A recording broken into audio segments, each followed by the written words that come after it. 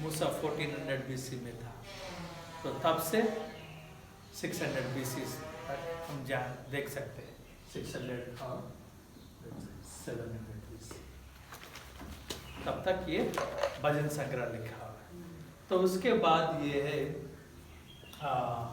हम एक टाइमलाइन देखेंगे। टाइमलाइन माने समय कथा।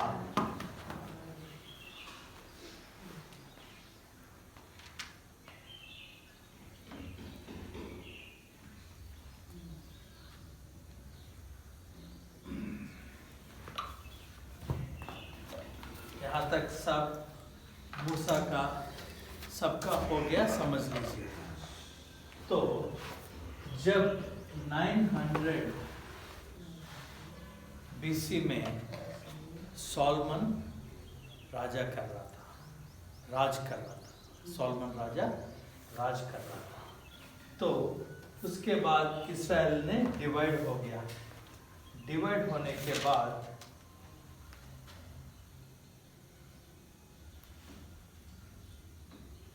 हमारे लिए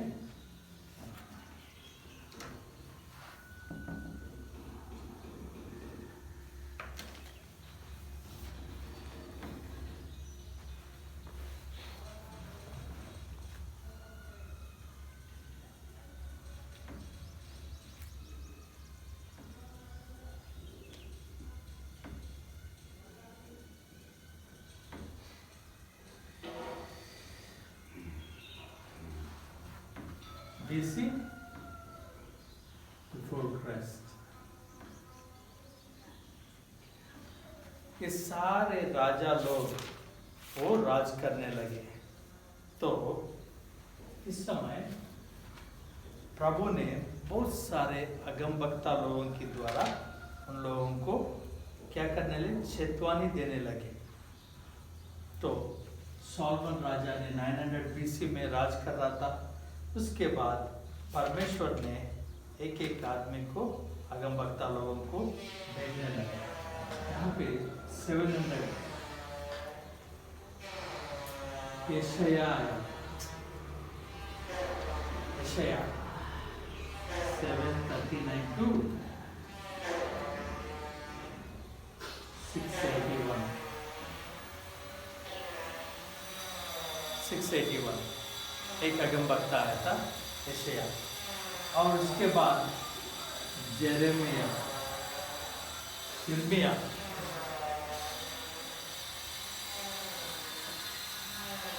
630 देखिए 580।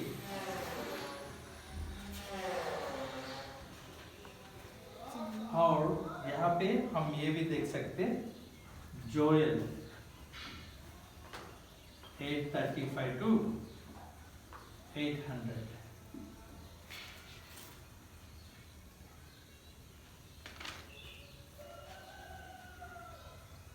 जोना 793 to 758। Obadiah 848 to 840। Micah 735 to 700। Nahum 663 to 612। हबक्कुक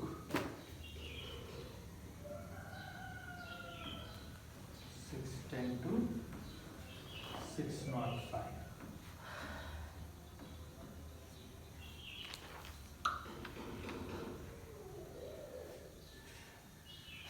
Amos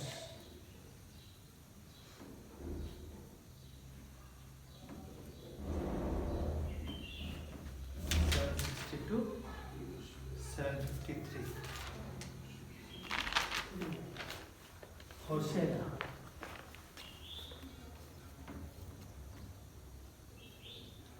755 to 725।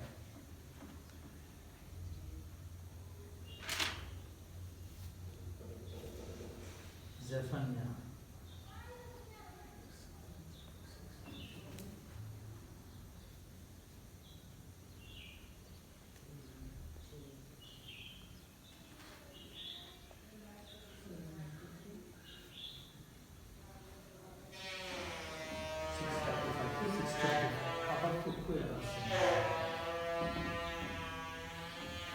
तो हम देख सकते हैं कि इस सारे अगमवक्ता लोगों के द्वारा परमेश्वर ने समय के समय, इसे आपको हम मिनी बाइबल बोलते हैं क्योंकि इसमें भी 66 अध्याय है।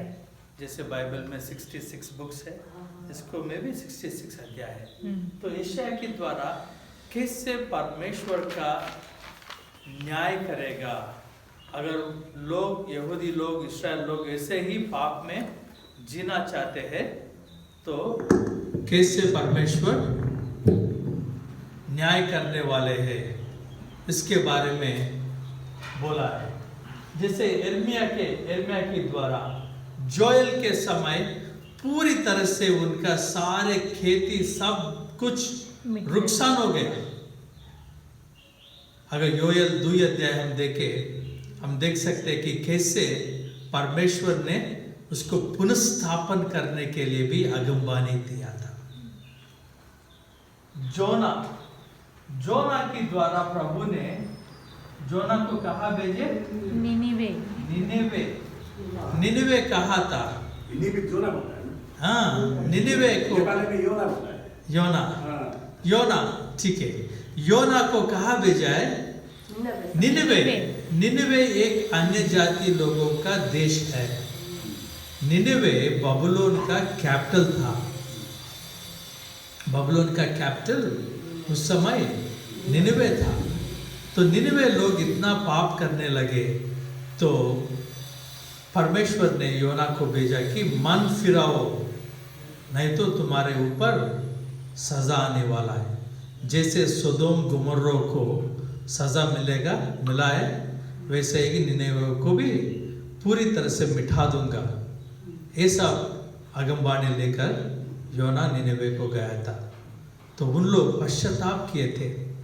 पश्चाताप होकर 3 दिन उपवास रह के प्रार्थना किया, आगमवाणी को कबूल किया, तो परमेश्वर ने उनका सजा देने से रोक दिया है। मगर उन लोग उनसे ऐसे नहीं रुके। बाद में फिर उन लोग बिगड़ गए। करीबन 150 साल बाद फिर प्रभु ने और एक अगमवक्ता को निनिवे लोगों के लिए भेजा है। उसका नाम है नहूम। नहूम को किस लिए भेजा है? निनिवे लोगों को फिर चेतावनी देने के लिए। क्यों देना चाहता है? यहाँ पे हम ये जानना चाहिए, जो ये परमेश्वर सिर्फ इस्राएल का परमेश्वर नहीं है, ये परमेश्वर सारा विश्व का परमेश्वर है। इसलिए जो निनिवे लोग असलियत में परमेश्वर परम प्रभु को पूजा नहीं करते, फिर भी उन लोगों को चेतावनी देने के लिए खुद का अगमवक्ता को भेजे थे। जब उन लोग ये वो पश्चाताप करे तो जो उनके ऊपर आने वाला था वो सजा को रोक दिया था। मगर यहाँ पे उन लोग पश्चाताप नहीं हुए तो तुरंत कुछ समय के बाद ये निनिवे पूरी तरह से नेबुकदनेस्सर की हाथ में मिठा दिया गया। असीरिया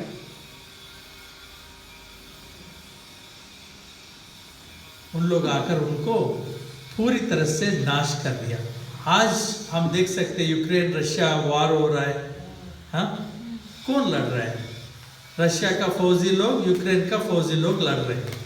मगर उस समय ऐसा होता था, अगर कोई किसी देश में युद्ध करे, वो वहाँ जीत पाए, जितने लोग हैं उसको वहाँ पे मारते थे। बच्चों को, औरत को, सबको मारते थे, क्योंकि किसी को जीना नहीं देते थे। इससे सारा संपत्ति को लूट करके लेकर जाते थे, इसलिए उतना भयानक था। तो नहूम के द्वारा निनिवे को चेतावनी दिया परम प्रभु ने, बोला कि मन फिराओ। आमोस ओबद्या के द्वारा एदोम माने इसहाक को दो छोरे हैं। कौन है इसहाक का छोरा? एसाव, याकूब। याकूब का संतान इस्राएल, एसाव का संतान एदोम बोला जाता है। एदोम क्या किया था? जो एसाव भी जो अन्य जाति स्त्रियों को शादी करके तभी बिगड़ गया, और तब से एदोम की मन में ऐसा कि मेरा भाई मुझे धोखा दिया। तो वो सोचकर 1000 साल के बाद भी जब इस्राएल लोग मिस्र से आ रहे थे, उनसे लड़ने के लिए एदोम और ईसाव का संतान खड़ा होकर उनको आने नहीं दिया।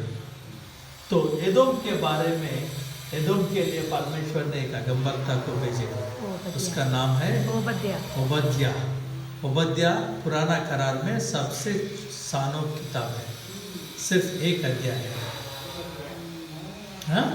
उसमें से लिखा है कि तुम ऐसा सोच रहे हो मुझे परमेश्वर कुछ नहीं कर सकता है, मगर तुम जितना भी कोशिश करे, जितना भी पुनर्निर्माण करे, उसको भी तोड़ डालूंगा।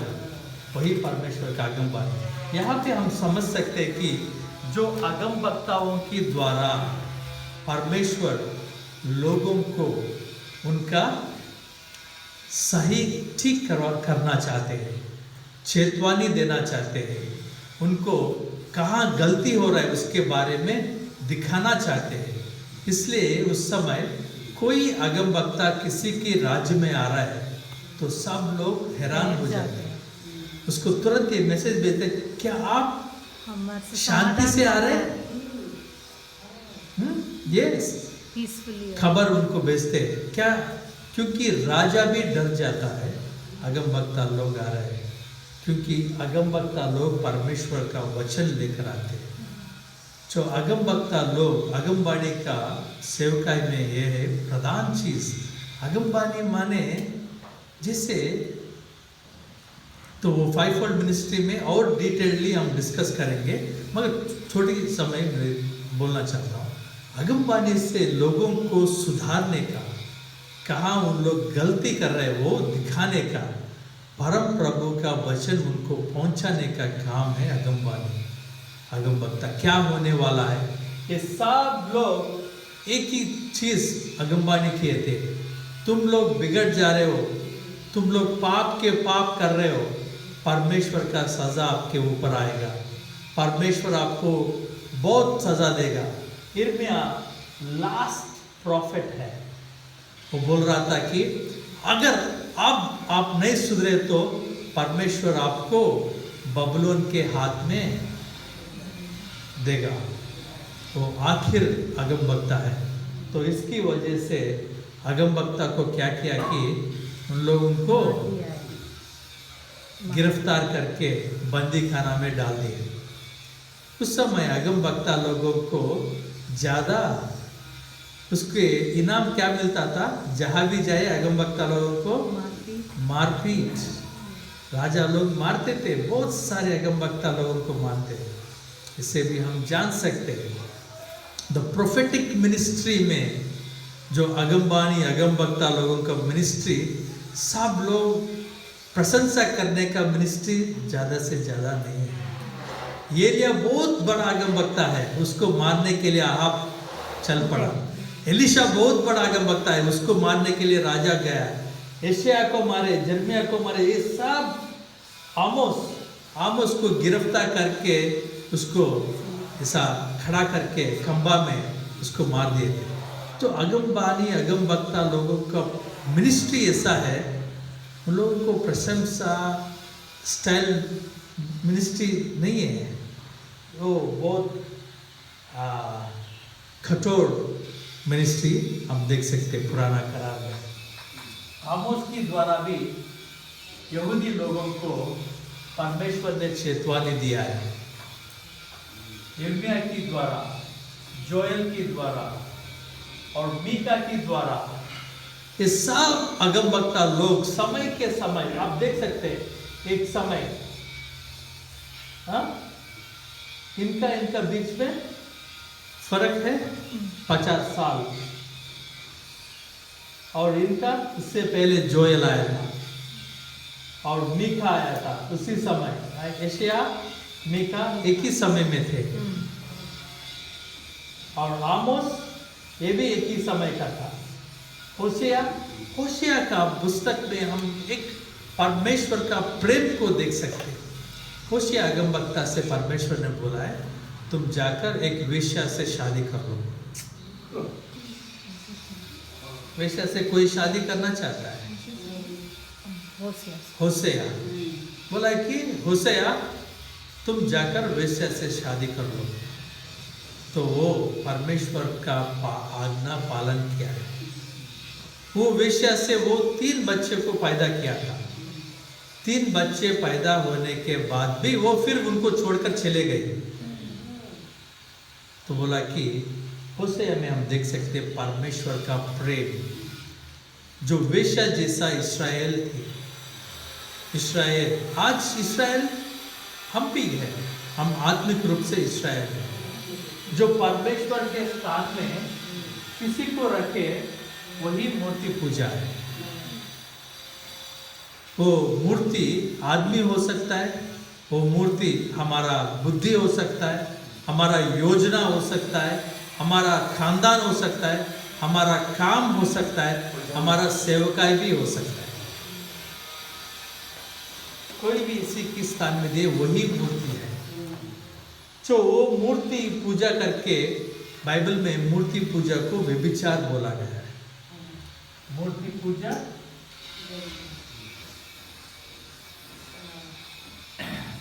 is equal to prostitution.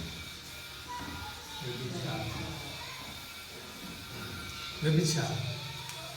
तो इसलिए कितना परमेश्वर उनकी लोगों को सह रहा है, प्रेम कर रहा है, कितना दर्द उनको ये पहुंच रहा है, वो दिखाने के लिए होशिया को बुलाए तुम वेश्या से शादी करो। वो 3 बच्चे पैदा करने के बाद भी वो औरत फिर चला गया। तो क्या करना चाहिए? किसी को ऐसा लगे क्या हम नहीं करेंगे, हम इसको नहीं ला लेंगे? परमेश्वर जाकर उनको लेकर आओ। वो कहीं कहीं घूम रहे, फिर उनको लेकर आओ, श्रीमती पाओ। तो परमेश्वर का प्रेम कितना गहरा है वो समझाने के लिए होशिया के द्वारा परमेश्वर ने आगमवाणी दिया, चेतवानी भी दिया है। तो 605 नेबुकदनेस्सर राजा आकर सारे इज़राइल को और यूदया यरूशलेम को हरा के सब लोगों को बाबिलोन लेकर गया। कब? 605। इन लोग कब आए थे? 700, 750, 725, 625। सबके द्वारा परमेश्वर अलग अलग अगमवक्ता के द्वारा क्या बताना चाहते हैं? तुम्हारे ऊपर बहुत बड़ा कठोर समय आने वाला है, सुधर जाओ, अभी कम से कम अभी तो सुधर जाओ। ये बोलने वाला है, ये बोल रहा था, मगर इन लोग सुधरे नहीं सुधरे, नहीं सुधरे। कहाँ तक गए? जिसे हम टाइमलाइन में देखे, पहले इस्राएल लोग इजिप्ट से बाहर आने के बाद वो परम प्रभु को उनका आज्ञाओं को नहीं पालन कर रहे। थोड़े थोड़े समय फिलिस्तियों आ रहे, उनको हरा रहे, उनको दबा रहे थे। तो एक समय गिदोन, एक समय समसोन, एक समय देबोरा, इन्हीं के द्वारा कुछ लोगों के द्वारा बचाने लगा। उसके बाद साउल भी कुछ समय फिलिस्तियों से लड़े थे। दाऊद, फिर उन लोग नीचे आत्मिक रूप से परमेश्वर को दूर जाने लगे। व्यवस्था 28 में ऐसा लिखा है, अगर तुम मेरा बात ना सुने तो जरूर मैं तुमको अन्य जाति लोगों के हाथ में दे दूंगा। तुम जाकर वहाँ मूर्तियों को पूजा करनी पड़ती है, क्योंकि मूर्ति पूजा श्राप लाता है, श्राप लाता है, पुश्तों के ऊपर श्राप होता है।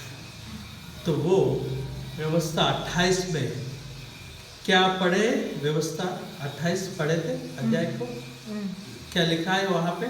लिखा है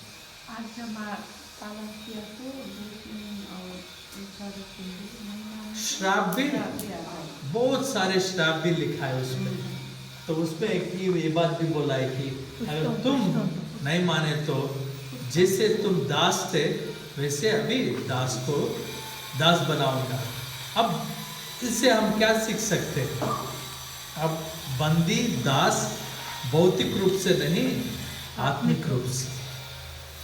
जिन लोग ये मूर्ति को नहीं हटाते, परमेश्वर एक नहीं दूसरे उनकी सेवक द्वारा हमको चेतावनी देता रहता है। नहीं सुधरे तो जैसे इस्राएल ने बाबुलोन में दास बन गया, वैसे बाबुलोन शैतान का राज्य का प्रतीकात्मक है। इस्राएल परमेश्वर का राज्य का प्रतीकात्मक है। इसमें दास बन जाए, इसमें दास बन जाते हैं।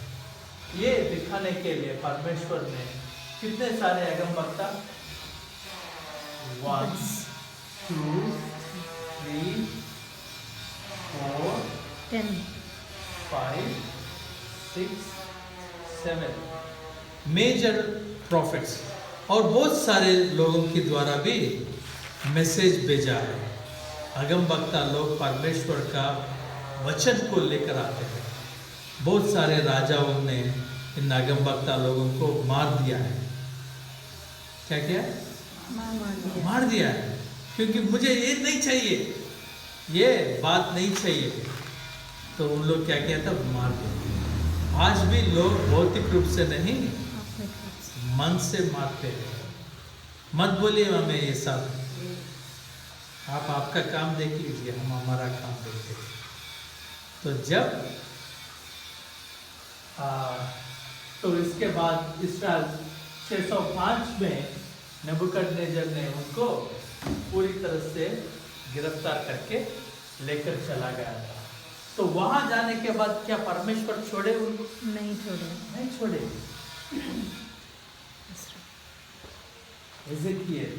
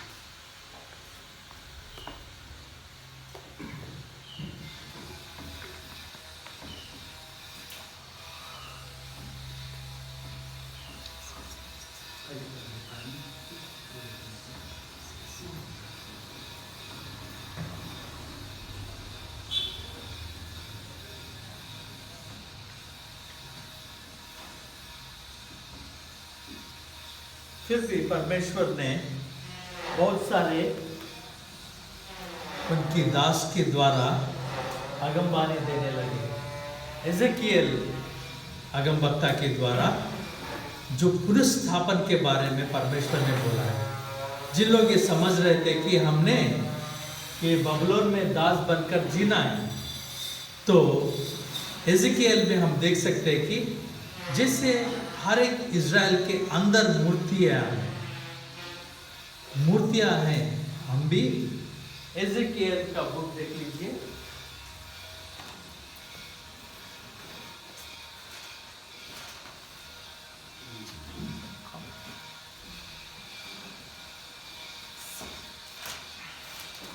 एजेकिएल 14 को 14 14 अध्याय। हे मानिसको छोरो, यी मानिसहरूले मूर्तिहरूलाई आफ्नो हृदयमा राखेका छन् र आफ्नो अधर्मका ठक्कर लाग्ने ढुङ्गा आफ्नै अनुहारको सामु राखेका छन्। आमेन। एजेकियल में ऐसा लिखा है कि बाह्य रूप से यहाँ पे बाबलोन चले गए, वहाँ पे अभी अन्य जाति लोगों के हाथ में उन लोग सतावट पा रहे, तो क्या करना है? एजेकियल एक प्रथम पुजारी था। तो परमेश्वर ने जब यहाँ जाने के समय एजेकियल का उम्र 25 साल था। जब वो 93 25 साल 25 years। 25 years।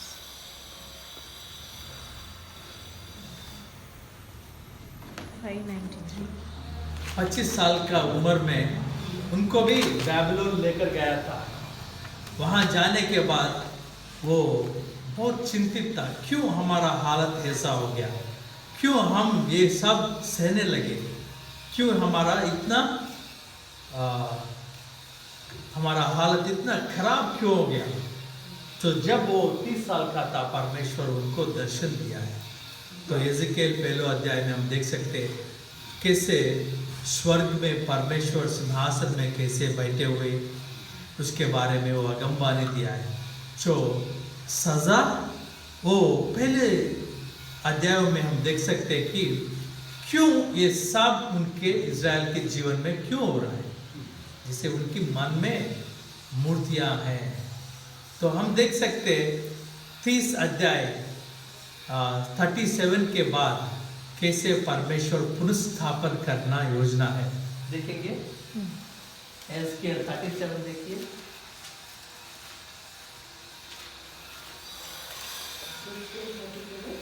37 1 देखिए, 3 सम्म 4 सम्म। परमप्रभुको हात ममाथि पर्यो अनि उहाँले मलाई परमप्रभुका आत्माद्वारा ल्याउनु भई हाडै हाड भएको बेसीमा राख्नुभयो। उहाँले मलाई ती हाडहरू भरिएको बिचमा तलमाथि लानुभयो र मैले त्यस बेसीको जमिनमा थुप्रै हाडहरू देखेँ। ती हाडहरू असाध्यै सुकेका थिए। उहाँले मलाई सोध्नुभयो, हे मानिसको छोरो, के यी हाडहरू फेरि जीवित हुन सक्छ? मैले जवाब दिएँ, हे परमप्रभु परमेश्वर, यो त केवल तपाईँले मात्र जान्नुहुन्छ। हालेलुया। यहाँ पे आप देख सकते हैं, इसके लिए देख रहा था एक पूरा कुहा में सूखा हुआ हड्डी थे। सूखा हुआ माने मर जाने के बाद उनमें जो भी कुछ भी एक बूंद भी जीवन नहीं है, सूख गया पूरा। सूखा हुआ हड्डियों का बहुत बड़ा बेसी जैसा है। तो परमेश्वर ने बोला है कि क्या ये जी सकता है?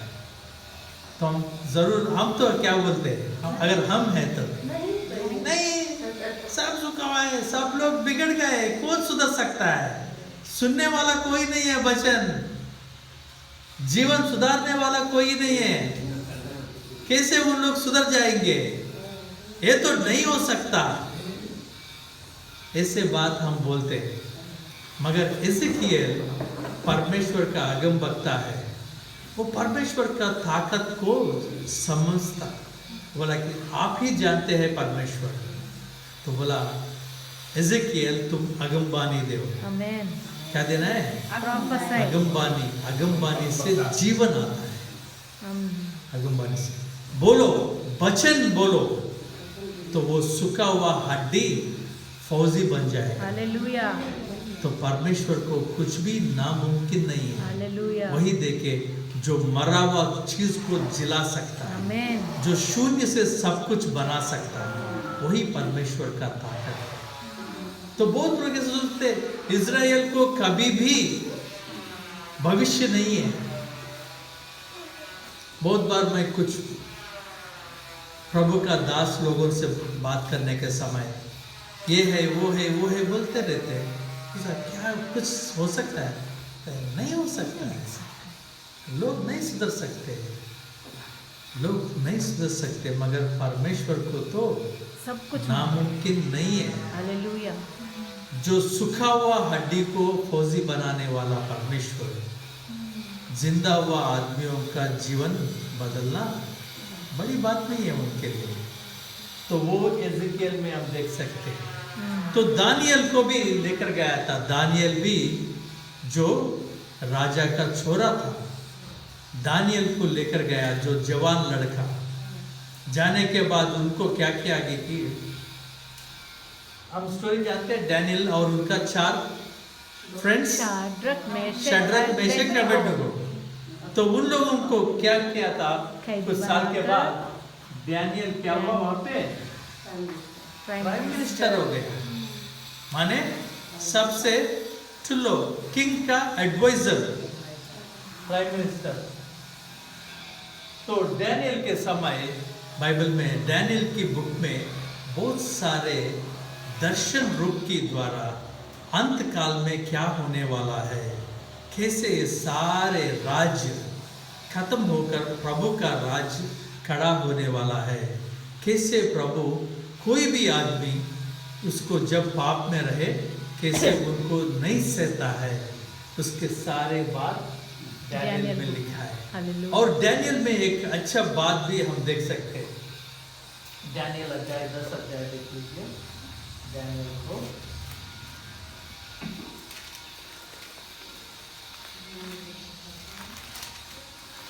10 को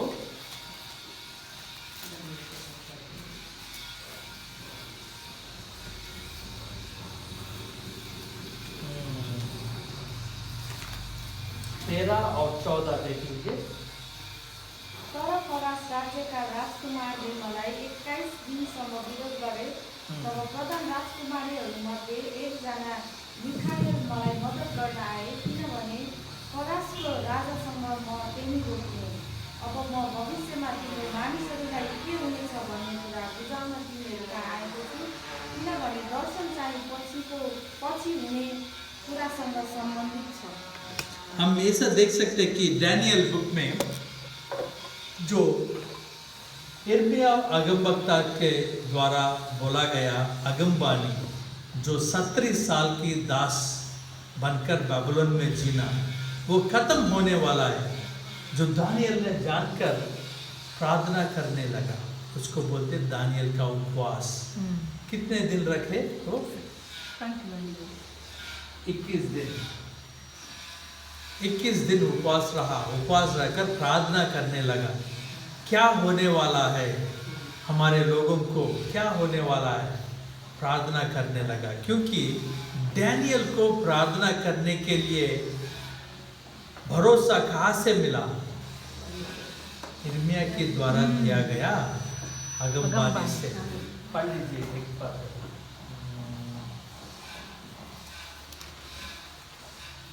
10 अध्याय को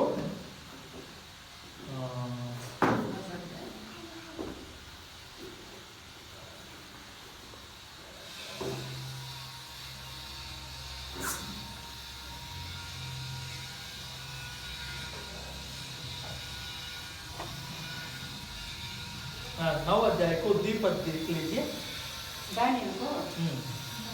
दानियल 9 को द्विपद। उनका राज्यकालको प्रथम वर्षमा दानियलले यिर्मयाह अगमवक्तालाई दिएको प्रभुको वचन अनुसार धर्मशास्त्रबाट बुझे कि यरुशलेमको उजाड अवस्था 70 वर्षसम्म रहनेछ।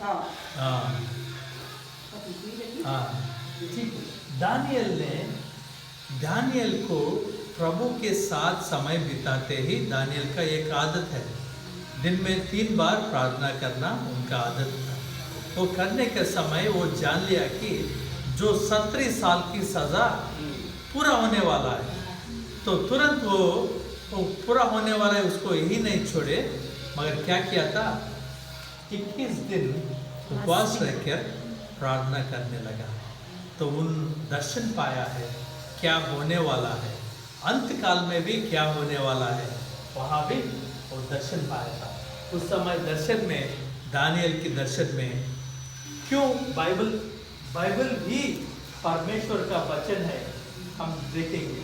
जैसे हम 10 को 13 और 14 में देखें, ताकि जब वो प्रार्थना कर रहा था, दानियल को समाचार लाने के लिए गब्रियल स्वर्गदूत आने वाला था, मगर इसको कोई रोके। कहाँ रोके? मध्य कहाँ रोके? हाँ? कौन सा आकाश में? दूसरा आकाश में। जब वो तीसरा आकाश से परमेश्वर से वचन लेकर आ रहा था, दूसरा आकाश में कहाँ और क्या हो रहा था? शैतान उनको रोक रहा। तो गब्रियल तो उनका स्वर्ग में भी हर एक को जॉब होता है। गब्रियल का जॉब है मैसेंजर, खत लेकर पहुंचाना। वो लड़ाई करने वाला नहीं है, तो वो लड़ाई नहीं कर सका।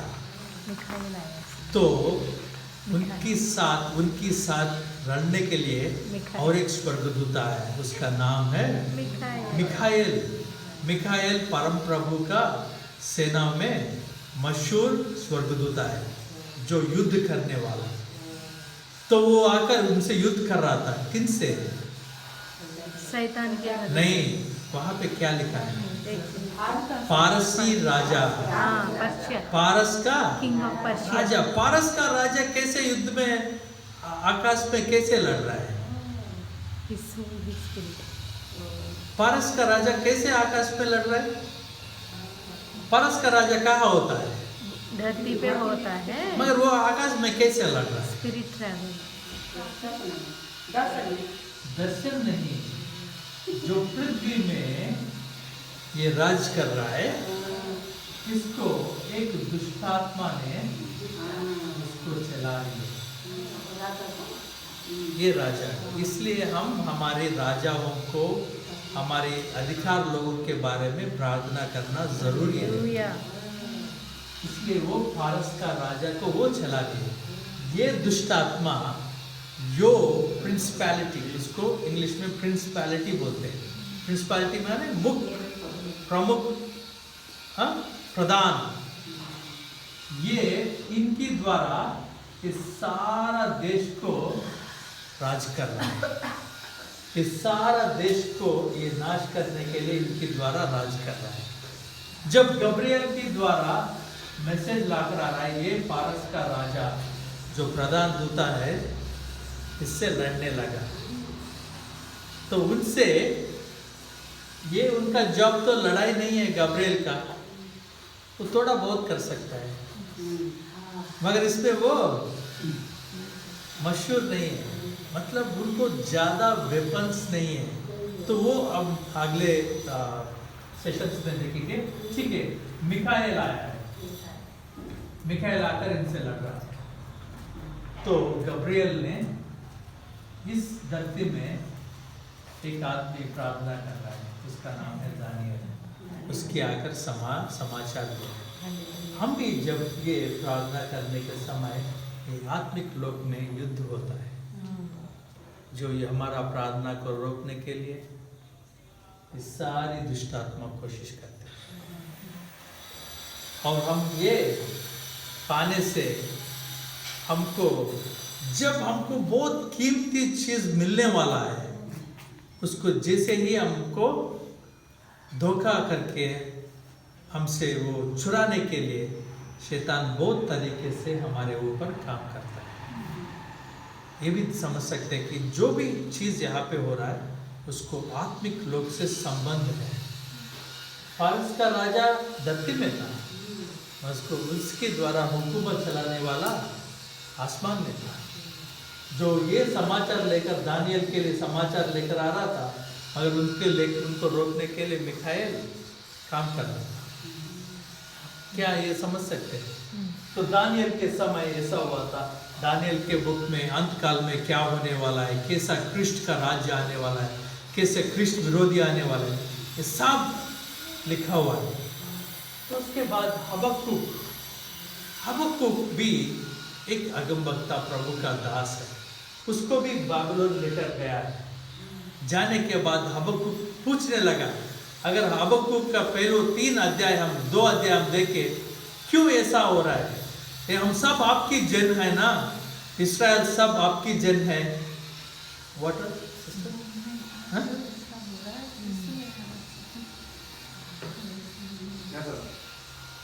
ओके।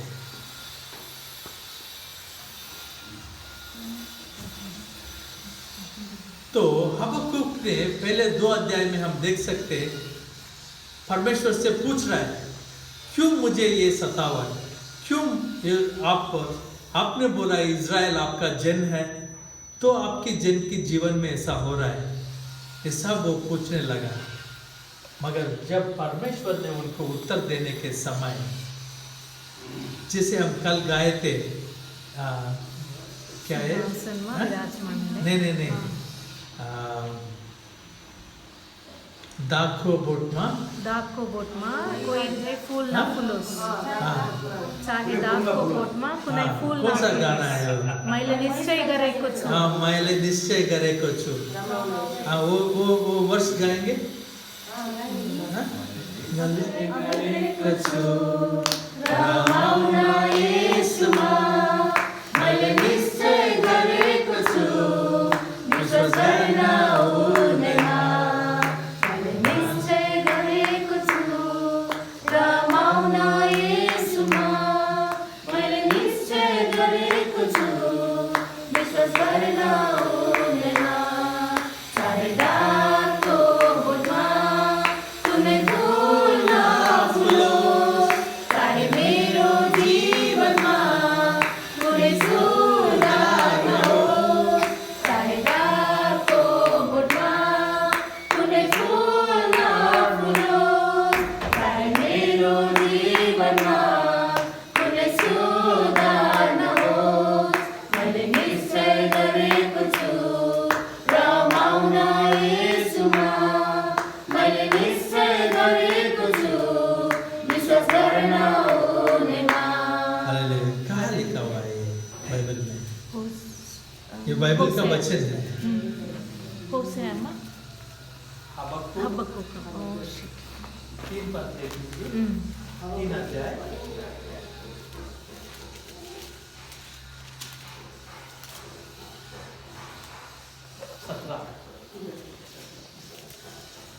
चाहे अंजीरका रुखमा मुना नलागोस् र दागका बोटमा फल नफुलोस्, चाहे जैतुनको रुखमा फल नलागोस् र खेतले अन्न नउब्जाओस्, खोरमा भेडा बाख्रा नभए पनि र गोठमा गाई बस्तु रहेन भने पनि।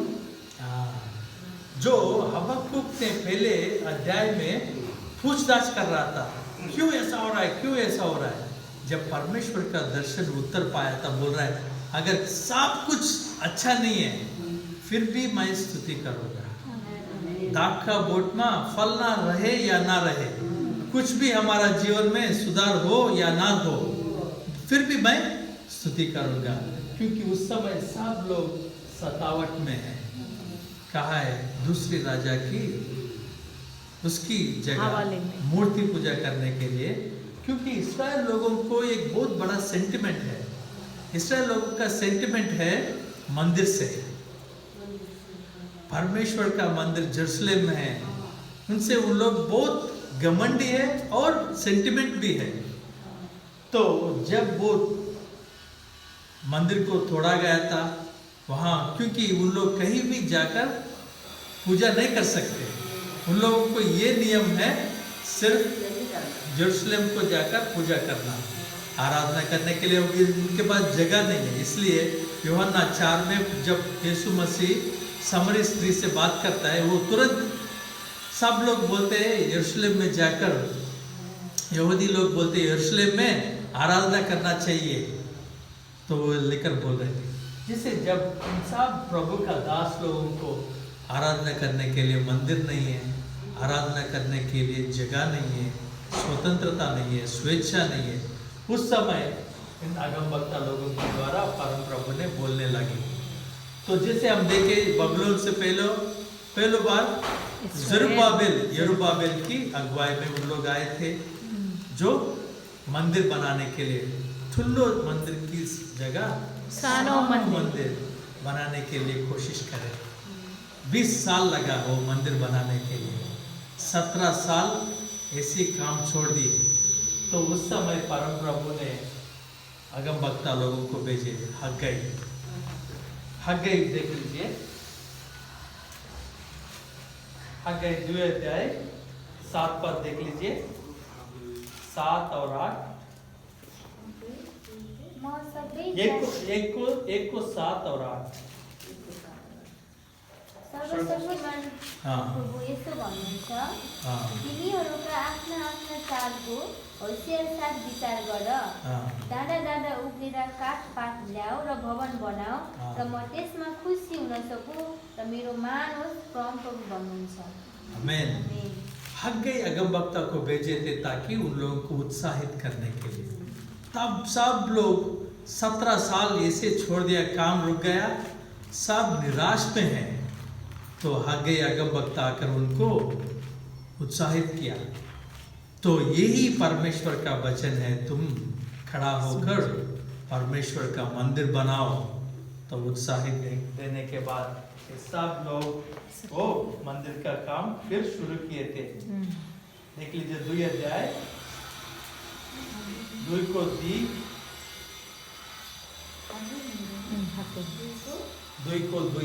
हग्गई 2 को 2। सालतियलको छोरो यहुदाको राज्यपाल यरुबाबेल, यहोसादाको छोरो पर्दनको जहारी यहोशू र बाँकी रहेका प्रजालाई अब यसो भन। उन लोगों को एक मैसेज भेजा है, जो मैसेज परमेश्वर के दास और कैसे आ रहा है, स्वर्गदूता भी मैसेज लेकर आ रहे हैं और इनके द्वारा भी मैसेज लेकर आ रहा है। आजकल हमको मैसेज देने के लिए स्वर्गदूता को नहीं भेजते प्रभु, वचन ऑलरेडी भेज चुका। वचन आमेन। पवित्र आत्मा आमेन। लेकर आता है वचन। अभी क्यों से अभी गब्रियल क्यों नहीं आ रहे?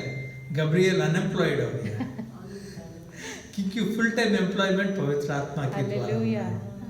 हालेलुया। हालेलुया। तो हग्गई के द्वारा और जकरिया के द्वारा परमेश्वर ने उन लोगों को उत्साहित किया है ताकि परमेश्वर का काम को पूरा कर सके। तो इसमें इसके बाद मलाकी 4:40 मलाकी द्वारा परमेश्वर ने मंदिर बन गया, प्राकार भी बन गया, मगर लोग उनका मन तो नहीं फिरा। लोगों का मन ऐसा है कि सिर्फ भौतिक रूप से वेदी के ऊपर बलि चढ़ा रहे, मगर उनका मन परमेश्वर से बहुत दूर है। वो चेतावनी देने के लिए मलाकी आया। मलाकी आकर बोल रहा था कि तुम कैसे मुझे अपमान कर रहे हो। तो जो चीज़ खराब है, जो चीज़ किसी का काम का नहीं है, जो भेड़ बकरी जो खराब और शुद्ध नहीं है, उनको वेदी के ऊपर बलि जैसा चढ़ाकर तुम लोग सोच रहे मैंने परमेश्वर को बलि दिया है सबके सामने, मगर मैं उनको स्वीकार नहीं करूंगा। ऐसे मलाकी के द्वारा परमेश्वर ने वो सारी आगमवाणी बोली। मलाकी के द्वारा कैसे हम परमेश्वर को विश्वास योग्य रहना, उसके बारे में मलाकी में लिखा है। ये सब पुराना करार। हालेलुया। समझ सके इसमें क्या कुछ अहम बात आप समझ सकते? देख लीजिए, सोलोमन राजा ने गलती किया, मगर देश 2 टुकड़े हो गए। रेहोबाम, आहाब, इन राजा लोगों ने गलती किया, लोग गिरफ्तार दास में चले गए। दाऊद ने गलती किया। एक वचन देखेंगे, दूसरा समूएल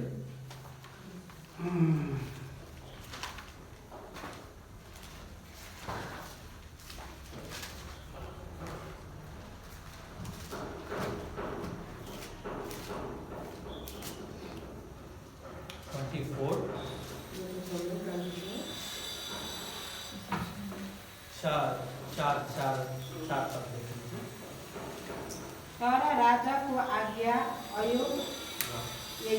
योआब र सेनापतिहरूमाथि प्रबल भयो र इजरायलका लडाकु मानिसहरूको गन्ती गर्नलाई तिनीहरू राजाका सामुबाट निस्के।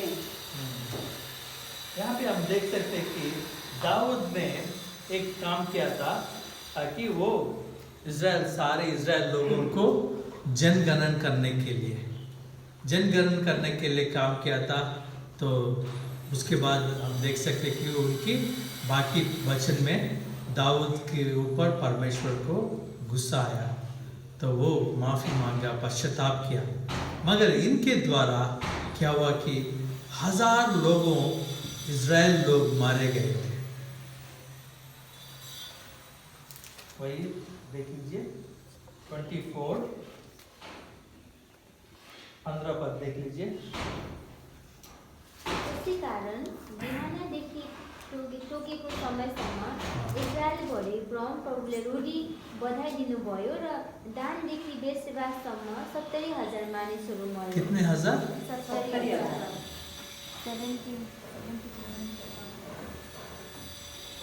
यहाँ पे हम एक प्रमुख चीज हम जान सकते हैं कि जहाँ अगवा लोग उनके काम और असर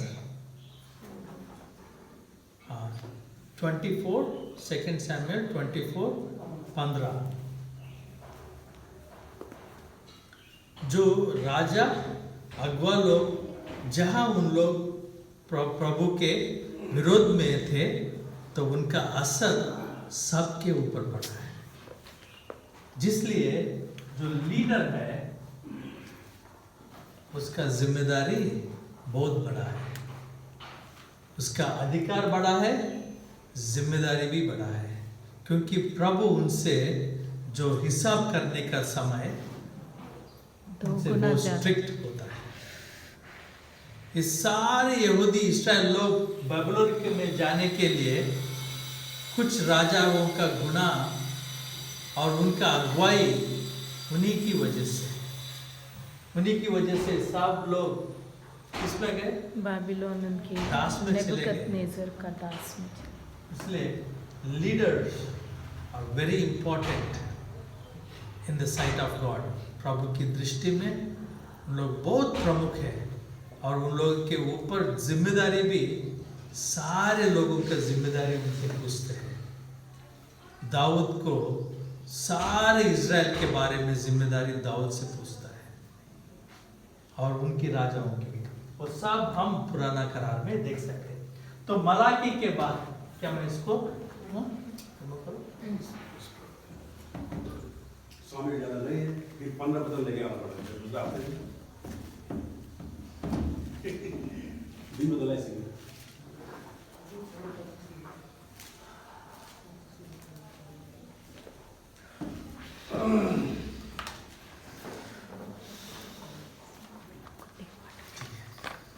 2:10 तक रह सकते हैं।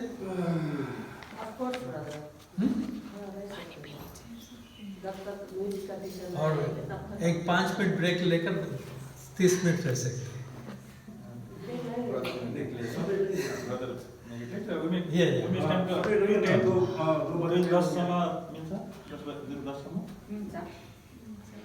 Okay, fine.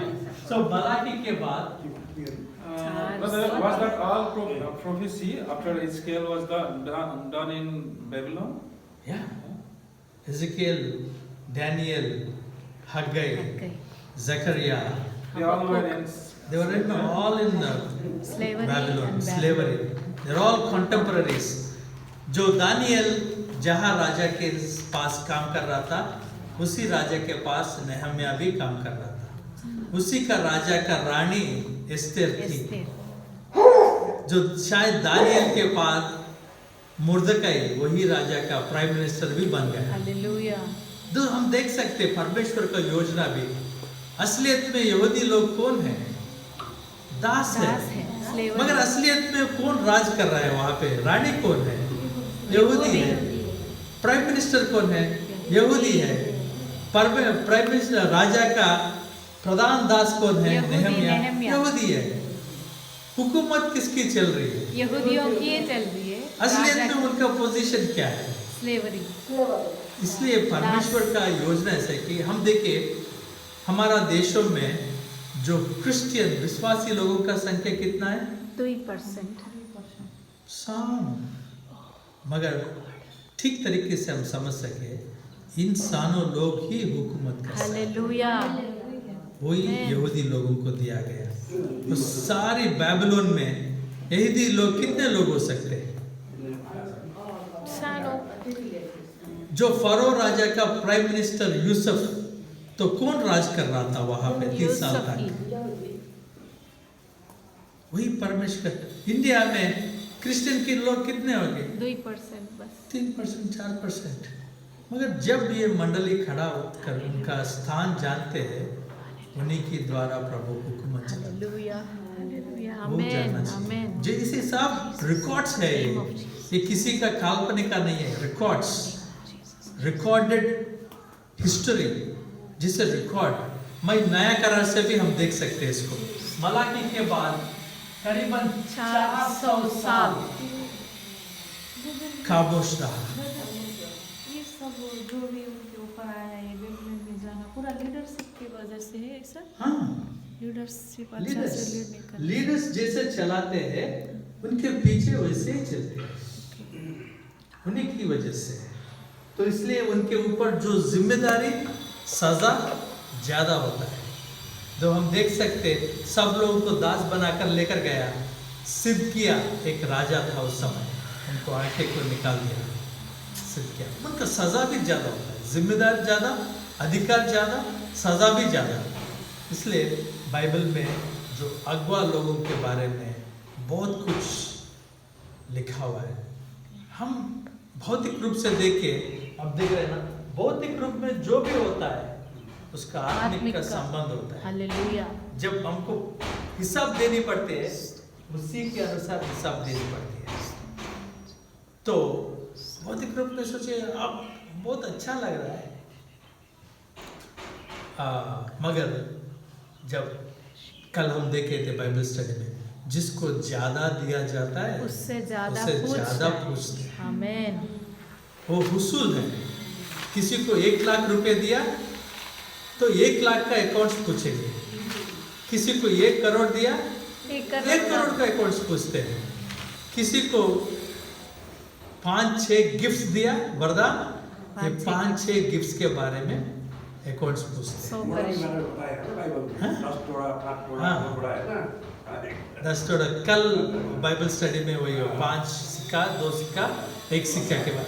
तो ठीक है, मलाकी के बाद 400 साल कोई अगमवक्ता नहीं, कोई अगमबानी नहीं, कोई वचन नहीं, कुछ भी नहीं, साइलेंस। साइलेंस। इसको बोलते हैं डार्क पीरियड।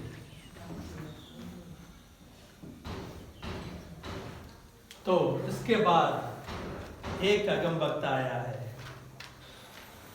एक वचन लेकर, जॉन द बैप्टिस्ट। देख लीजिए मत्ती, लूका को 3 अध्याय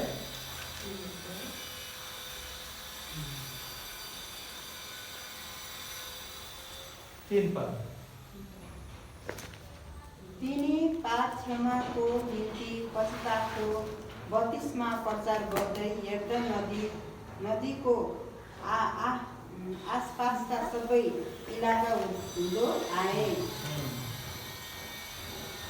तो उस समय यूहन्ना, बपतिस्मा देने वाला यूहन्ना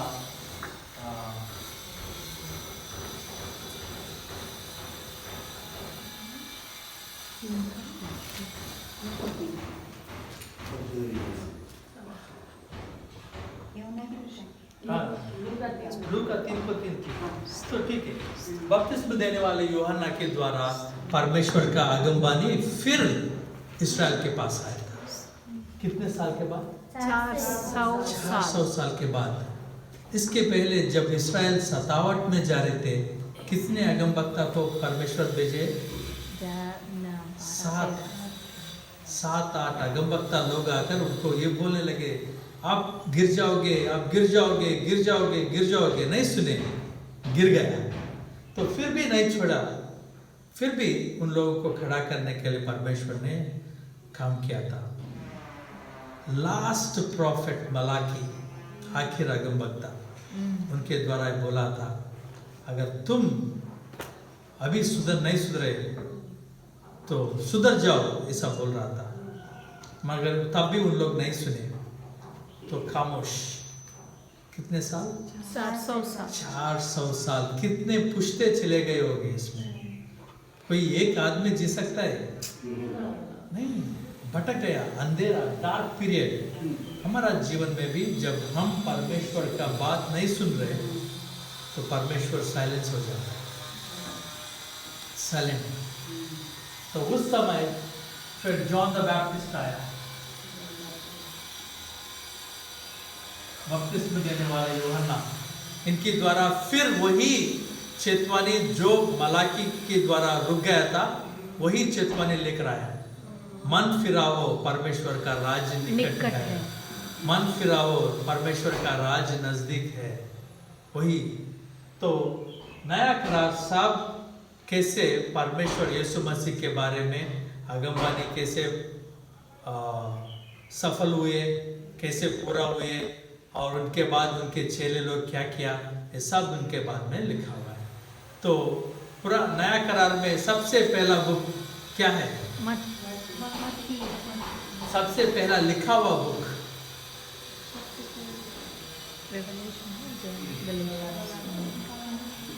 गलती, सबसे पहला लिखा हुआ बुक। ठीक है, नया करार को हमेशा डिवाइड कर सकते 3 बार। तो गॉस्पेल्स माने सुसमाचार, ये आखिर ऐसा है कि जैसे हमने जो सुसमाचार का ट्रैक्स बनाते हैं ना, वैसे ट्रैक है। Matthew, mark, look, John. Matthew जो सुसमाचार यहूदी लोगों के लिए लिखा है, इसलिए मैथ्यू में ज़्यादा से ज़्यादा पुराना करार से आगमवाणी का रेफरेंस देखते हैं। ऐसे लिखा हुआ है तो बेथलेहेम से ये आएगा, ऐसा लिखा है कि उनको इमानुएल बोला जाएगा। इसे क्योंकि मैथ्यू ने उस समय बहुत सारे यहूदी लोग, इस्राएल लोग परमेश्वर को मानने लगे, उनको समझाने के लिए, ताकि वही मसीहा यीशु है, वो समझाने के लिए मैथ्यू ने ये गॉस्पेल लिखा है। किसके लिए? यहूदी लोगों के लिए। इसलिए बहुत सारे ओल्ड टेस्टामेंट रेफरेंसेस मैथ्यू में होता है। उसके बाद है मार्क। मार्क को जॉन मार्क भी बोलता है, यूहन्ना और मार्क, मार्कुस। जो मार्कुस असलियत में अन्य जाति लोगों के लिए लिखा है। इसलिए मत्ती में जो कौन कहां से फायदा हुआ, जीनियोलॉजी को क्या बोलते हैं? वंशा, कौन कहां से आया, यहां से यहां तक कितने पुश्ते हैं, यहां से यहां तक कितने पुश्ते हैं, ये सब मत्ती में लिखा हुआ है। क्योंकि यहूदी लोगों को ये प्रूव करने के लिए वही मसीही, दाऊद का संतान, वही ही क्रिस्ट है, वही ही मसीह है, वही हमको राज करने वाला है, वो उन लोगों को बताने के लिए। मार्क को देखे, मार्क को सुसमाचार अन्य जाति लोगों के लिए लिखा है। वहां पे कोई जीनियोलॉजी नहीं है। स्टार्टिंग ऐसा आगमवाणी दिया, पहले चैप्टर में जीसस का मिनिस्ट्री स्टार्ट होता है। मार्कुस में सबसे ज्यादा अचंभ काम लिखा हुआ है, कैसे कितने अचंभ काम यीशु मसीह ने किया है, उसके बारे में मार्कुस में लिखा हुआ है, वो सब के बारे में। क्योंकि मार्कुस जेंटाइल्स लोग, अन्य जाति लोगों को ये बोलना चाहता है, जो परमेश्वर ये धरती पे आया है, इतने सारे अचंभ काम करके उनका डिविनिटी, उनका परमेश्वर ये सबूत प्रूव कर दिया है, वो बोलना चाहिए। जो लूका एक डॉक्टर था, लूका ये सुसमाचार एक रोमन का ऑफिसर को लिखा है, उसका नाम है थियोफिलस।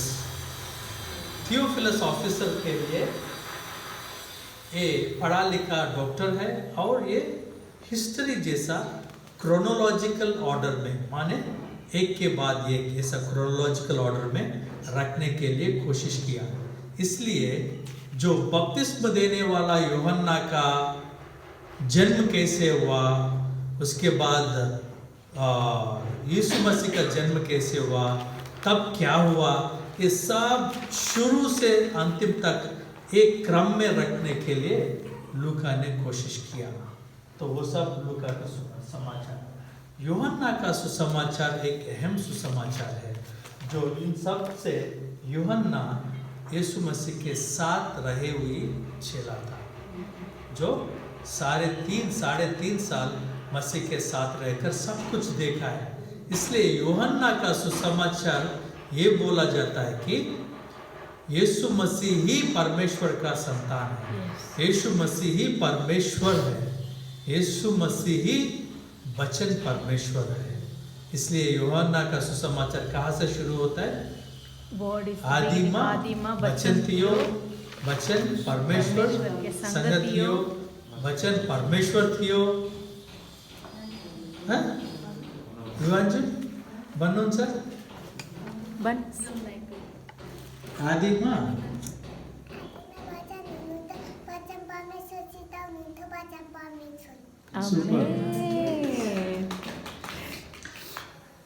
तो यूहन्ना का सुसमाचार में हम देख सकते हैं कि जो वचन परमेश्वर, जैसे हम उस दिन हम देखे ट्रिनिटी, पिता परमेश्वर, वचन परमेश्वर, आत्मा परमेश्वर, जो वो वचन परमेश्वर ही यीशु मसीह है, वही परमेश्वर है, वो प्रूव करने के लिए सब जगह यूहन्ना का सुसमाचार हम देख सकते हैं।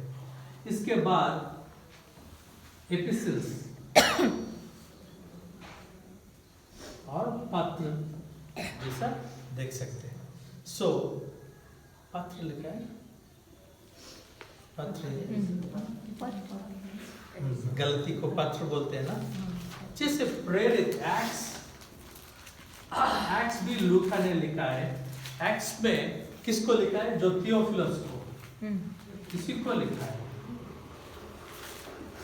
थियोफिलस रोमन का एक ऑफिसर था, तो वो जानना चाहता था क्या हो रहा है, क्योंकि उस समय ये बहुत नेशनल न्यूज़ है, ये ब्रेकिंग न्यूज़, हर जगह देखो मसीह के बारे में ही बात कर रहे थे। तो ये ब्रेकिंग न्यूज़ के बारे में उनको बोलने के लिए लूका ने प्रेरित acts of apostles, initially it's called acts of the spirit, पवित्र आत्मा का काम, ये नाम भी रखे थे। तो प्रेरित का काम ऐसा भी लिखे थे। तो एक्ट्स इंग्लिश में, और हमको प्रेरित का काम लिखा है, प्रेरित लिखा है, प्रेरित का काम, प्रेरित हरों का काम। जैसे पवित्र आत्मा के द्वारा जो यहाँ तक यीशु मसीह का आना, क्रूस पर उद्धार देना, और वो पुनरुत्थान, उसके बारे में लिखा है। वो पुनरुत्थान से प्रेरित का बुक शुरू होता है। पहले अध्याय में पुनरुत्थान, यीशु मसीह पुनरुत्थान हो गया। तो फिर दूसरा अध्याय में कैसे पवित्र आत्मा आया, कैसे पवित्र आत्मा के द्वारा सारे काम प्रेरित लोग किया है, जो सब प्रेरित में हम देख सकते हैं। इसके बाद रोमी में पौलुस ने लिखा है, रोमी को एक अचम काम मैं बोलना चाहता हूँ। जो रोमन्स को ये काम पत्र लिखा था, तब कभी भी उन लोगों को शारीरिक भौतिक रूप से पौलुस कभी नहीं मिले थे। वो चर्च को सुना है, वो चर्च को लिखा था, मगर उन लोगों से कभी नहीं मिला। जब ये खत लिखा है वो कुरिन्थ सिटी से, जो जहाँ कुरिन्थ है ग्रीक का सिटी, रोमी इटली का सिटी, ये ग्रीक का सिटी कुरिन्थ, वहाँ से उन लोगों को खत लिखा था, बोला कि मैं आपसे मिलने के लिए इंतज़ार कर रहा हूँ, इच्छा कर रहा हूँ, अगर हो सके जाते हुए मैं आपसे मिलूंगा। मगर असलियत में क्या हुआ, पौलुस ने कुरिन्थ से जेरूसलम गया। जेरूसलम में पौलुस को गिरफ्तार किया, गिरफ्तार करके उनको सता के वो बंदी बनकर रोम को आया, प्रिजनर, वो बंदी बनकर रोम को आया था। तो रोमी में पूरा क्रिश्चियन डॉक्ट्रिन है, पूरा क्रिश्चियन डॉक्ट्रिन रोमन्स को रोमी में लिखा है पौलुस ने, क्योंकि रोमी में जो चर्च है, जो अन्य जाति से उन लोग मसीह को ग्रहण किया है, तो उन लोगों को कैसे पाप आया, कैसे आदम के द्वारा पाप आया, कैसे परमेश्वर की यीशु मसीह के द्वारा उद्धार पाया, और पवित्र आत्मा के बारे में भी लिखा है। पूरा डॉक्ट्रिन, क्रिश्चियन डॉक्ट्रिन रोमी में लिखा है। समझ रहे? क्या मैं फास्ट जा रहा हूँ और स्लो जाएंगे, और कैसे करेंगे?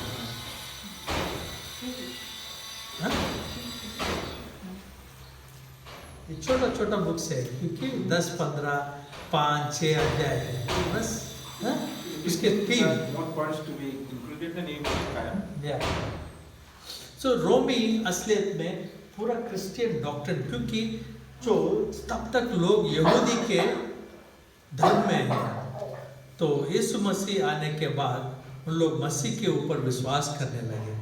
तो मसीह को विश्वास करने में क्या यहूदी का धर्म इसको मिला सकते, यहूदी का धर्म को कंटिन्यू कर सकते, क्या है, ये बहुत बड़ा कंफ्यूजन था, जिसे प्रेरित में भी हम देख सकते हैं। क्योंकि यहूदी लोगों को एक बहुत सारे नियम है, इसमें एक नियम है खतना, तो ये फॉलो करना है या नहीं, तो अन्य जाति लोगों को भी ऐसा करवाना है, ये सब बहुत सारे डिस्कशंस हैं। इनके बारे में प्रेरित में उनके बाद प्रेरित लोगों के बीच में बहुत डिस्कशन हुआ, तो उन लोग कुछ पॉइंट्स ऐसा करो बोले थे। तो उसके बाद रोमन्स जो पूरी तरह से अन्य जाति से उन लोग आए हैं, और उनके साथ साथ उनका कस्टम्स भी लेकर आए हैं, है ना, जो अन्य जाति, यहाँ तो यहूदी लोग हैं, अभी ये अन्य जाति लोग हैं, उनका जो आचार है सब लेकर आए हैं। तो उन लोगों को समझाने के लिए रोमी पूरा क्रिश्चियन सिद्धांत रोमी में हम देख सकते हैं। तो इसके बाद पहलो कोरिन्थी, ये पहलो कोरिन्थी में भी अन्य जाति लोग हैं, जो ग्रीस से उन लोग परमेश्वर को ग्रहण किए थे, मगर उन लोग सब कुछ पाए, वरदान पाए, यीशु मसीह को ग्रहण किए, सब कुछ पाए थे, मगर उन लोगों का चरित्र, कॉन्डक्ट ठीक तरीके से नहीं है। उन लोग मूर्ति पूजा का खाना खाने लगे, व्यभिचार करने लगे, पाप करने लगे, और मंडली में आकर आराधना भी करने लगे।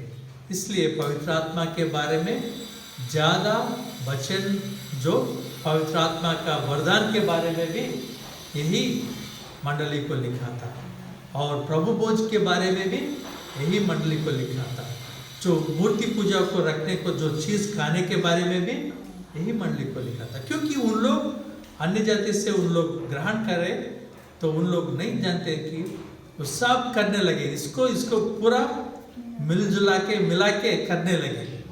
तो वहाँ पे कोरिन्थ मंडली में और एक बड़ा समस्या ऐसा कि डिवीजन, भेद, कोई ऐसा बोलने लगे मैं पौलुस का आदमी हूँ, कोई ऐसा बोलने लगे मैं अपोलोस का आदमी हूँ, कोई बोलने लगे मैं पत्रुस का आदमी हूँ, कोई बोलेंगे ये सब छोड़ो मैं यीशु का आदमी हूँ। तो सब लोग सब पाए, पवित्र आत्मा पाए, वरदान पाए, मसीह को ग्रहण करे, मगर उनके बीच में क्या है, भेदभाव है। तो उसके बारे में भी चेतावनी देने के लिए पहले कोरिन्थी लिखा है, और पाप को खंडन करने के, पाप को बारे में चेतावनी देने के लिए कोरिन्थ का एपिसल लिखा है। जो पहले कोरिन्थ एपिसल पत्र लिखने के बाद दूसरों एपिसल में पौलुस ने ऐसा लिखा है कि जो लोग सुधर गए, जो पिछले पत्र लेकर पढ़कर उन लोग उनका जीवन बदल दिया, उनको शाबाश तारीफ करते ही और दूसरे लोगों को। मगर उन लोगों में ऐसा है कि वो स्वीकार तो किया, मगर पौलुस को सोचने लगे कि ये पौलुस क्या है, ये बोलने वाला कौन है, ये क्या प्रेरित है, ऐसा बोलने लगे। तो उनका प्रेरित का स्थान के बारे में उनको समझाने के लिए भी 2 कोरिन्थियंस में लिखा है। बोला कि मैं भी प्रेरित हूँ, मैं कैसे मैंने प्रभु के लिए सहा है, कैसे मैंने ये सब लिया है, वो सब के बारे में भी कोरिन्थ में लिखा है। तो उसके बाद गलती भी एक टाउन है, गलती एक टाउन है। वहाँ पे ये यहूदी लोग, कुछ लोग आकर ये अन्य जाति से इन लोग विश्वास किया, उन लोगों के ऊपर यहूदियों का धर्म का सिद्धांत थोपने लगे, ताकि आप ऐसा करो, मूसा की नियम को पालन करना है, ये सब करने लगे। तो मूसा का व्यवस्था मसीह ने पूरा किया है, अभी मूसा का व्यवस्था को पालन करने का जरूरत नहीं है। तो ये बोलते ही उसका सिद्धांत को मजबूत बनाने के लिए गलती उनका मंडली को पौलुस ने ये पत्र लिखा है। इसमें जगह जगह ऐसा लिखा है कि जो कैसे मूसा से हम पुराना करार से कैसे हम नया करार को ट्रांसफर हो गए, कैसे पुराना करार से नया करार में आए हम, उसके बारे में लिखा है। क्योंकि वहां पर लिखा कुछ लोग आकर आपको कंफ्यूज कर रहा है। एक आदमी आया, बोले कि मसीह के द्वारा ही आपको उद्धार है, और दूसरा आदमी आकर बोल रहा है कि मसीह के द्वारा उद्धार है मगर मूसा का भी पालन करना है। तो ऐसा कंफ्यूजन को हटाने के लिए, कंफ्यूजन को मिटाने के लिए गलती का बुक लिखा है। तो इसके बाद एफेस भी ग्रीस का सिटी है। एफेस लोगों को क्या है कि उनको पूरी तरह से क्रिश्चियन का सिद्धांत देने के लिए उन लोग सतावट में है। ये खत पौल ने जो जेल से लिखा है, प्रिजन से, ताकि वो जान लिया कि एफेस में जिन लोग सतावट में है उनको उत्साहित करने के लिए, उनको पूरी तरह से एफेसी हम देख से पहले 3 अध्याय पूरा उद्धार के बारे में लिखा है, 4-5 अध्याय जो परिवार के बारे में लिखा है, 6 अध्याय आत्मिक लड़ाई के बारे में लिखा है। कैसे दिन 10 समय करने का अभी और प्रार्थना करना है, फास्टिंग तोड़ना है, बहुत है ना। दूसरा हफ्ता में नहीं, एफएससी समय यही रोकेंगे। 1 to 3 and 4 and 5 families and spiritual warfare 6 अध्याय में आत्मिक का युद्ध के बारे में लिखा है। तो एफएससी को पूरी तरह से उद्धार के काम के बारे में लिखा है। जैसे गलती में करार के बारे में लिखा है, जो एफएससी में हम जान सकते हैं उद्धार का काम, जिसे ऐसा लिखा है कि हम शत्रु होने के नाते परमेश्वर ने हमको उद्धार दिया है। तो उसके बारे में एफएससी में लिखा है। तो हम यहाँ से अब यहाँ तक रोकेंगे। तो ये अच्छा होता है अगर हम टाइम पर आए, तो टाइम पर हम पूरा कर सकते हैं। तो समय कितना महीना का है टाइम है? तो थोड़ा मुझे अभी आने के बुधवार है ना, 1 घंटा समय जो उस टाइम से बोलेंगे, जो न्यायकर्ता है ना, न्यायकर्ता से ये सर्वे यहाँ तक रोक देंगे पास्टर जी। जो अदर सब्जेक्ट्स टॉपिक्स है वो महत्वपूर्ण है, ये ठीक है, ये इंफॉर्मेशन है। इसमें से पूरा 2 घंटे में हम 2-3 पॉइंट ले सकते हैं। तो इसको अगर हो सके 5-10-15 मिनट में अगले हफ्ता में उसको क्लोज करेंगे। उसको ज़्यादा इंफॉर्मेशन है ये। तो इससे हम जो करिकुलम 30 और 20 टॉपिक्स है वो एक के बाद जानने के लिए, ये क्यों कि ताकि हम जान सके कैसे सब कुछ परमेश्वर का स्वाधीन में है, कैसे परमेश्वर का आज्ञाकारी रहने से उन लोग आशीष पा